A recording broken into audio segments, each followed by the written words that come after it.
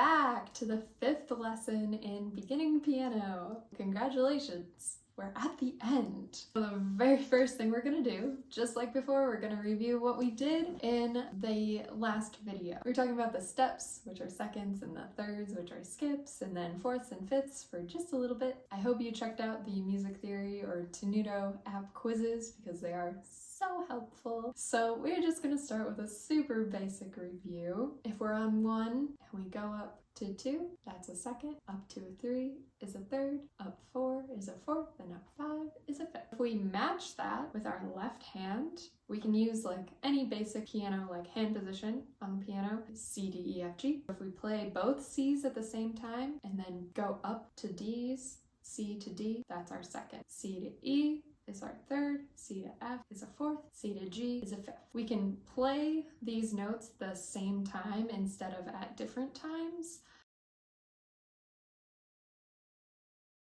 Once we're comfortable with moving from our starting note up, we can then switch and have our starting note on the top and move down. The next super fun thing that we can do on tenuto/music theory is start doing some ear training. So once we start playing intervals, whether it's melodic or harmonic intervals, we can start being able to recognize them. So this is important if we're doing a lot of transcribing.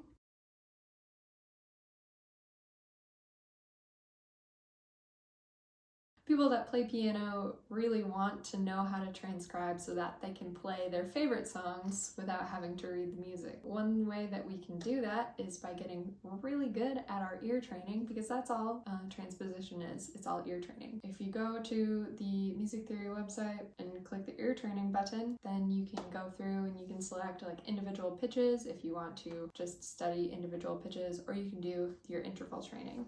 I would start basic. You can set those parameters to only study like seconds and thirds, like without qualities. Since we've made it to the 5th lesson, the 5th and final lesson, I'm assuming that you have studied at least a couple things from the previous videos, or you already have some prior knowledge. I'd like to assist you in your journey onwards and upwards in finding the music you want to play and being able to play it. So one of those things is finding the music.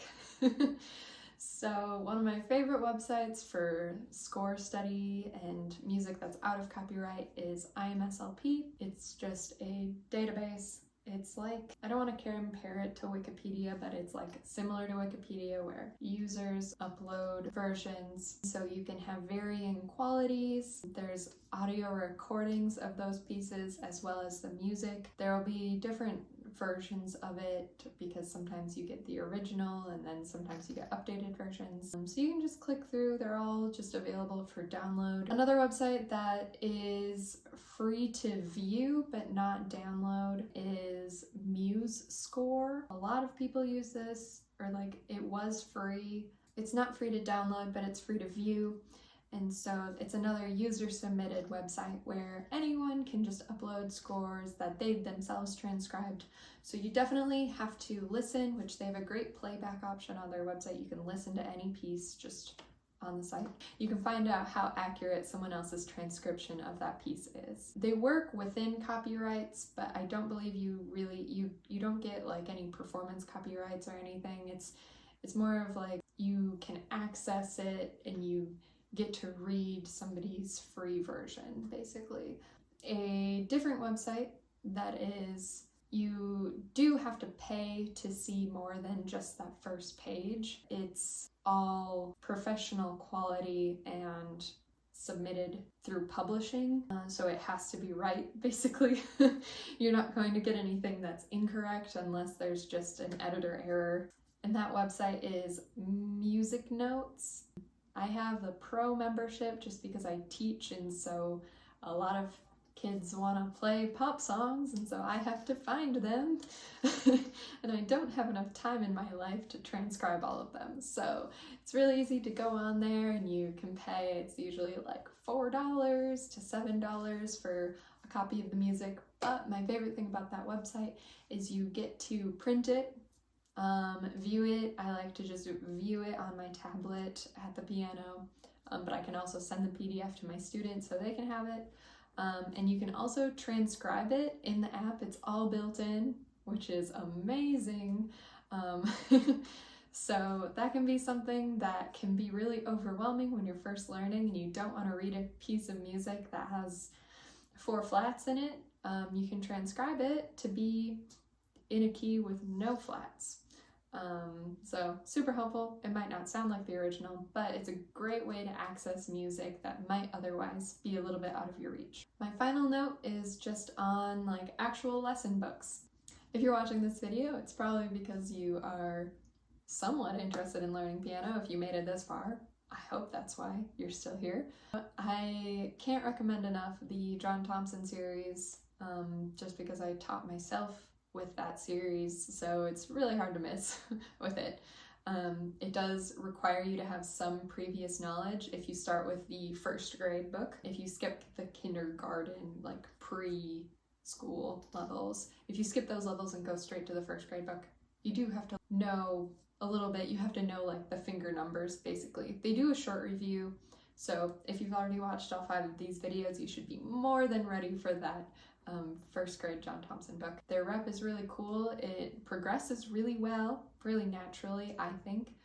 Otherwise, the Piano Adventures books are perfectly fine. I have some qualms with all of the lesson books that I have to use, but honestly, that one should be great for whoever needs to use it. If you already own it, then that might be a good enough reason to use it, since a lot of people get it because I think they're only like $7, which is amazing because their songs are really cute, and it progresses a little bit slower than the John Thompson, which you might like if you want something to just go through at a slower pace. I know that there's playthroughs. A lot of teachers post playthroughs of those Piano Adventure songs. So usually you just type it in. We're gonna play the Railroad song, Piano Adventures level 3 or whatever. You type it in on YouTube, you'll find it. You can watch somebody else play through it, which is another helpful thing because people use that book a lot.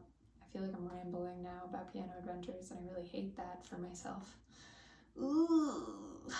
If you have any more questions about what rep books to get or where to find any of those books, you can leave a comment down below and I will try to get back to you. Otherwise, if you already have this amazing book that you've been using, then you should leave it in a comment down below and help somebody else find their own piano journey. I hope you join me for my next video, even though this is the end of the first 5 beginning piano lessons videos. You can join me on Patreon. You can support me through one of the paid tiers. You can get access to downloads, there's sight reading downloads, other lesson adjacent discussion posts and stuff. I might post Patreon exclusive videos at some point, but that's not happening yet, so you can be on the lookout for that if you join a tier. But other than that, that's it. Congratulations. Big props to you for making it through the first 5 lessons. I hope you had a little bit of fun. I definitely hope you learned something. So I hope you find that next awesome lessons book or rep piece. Happy practicing.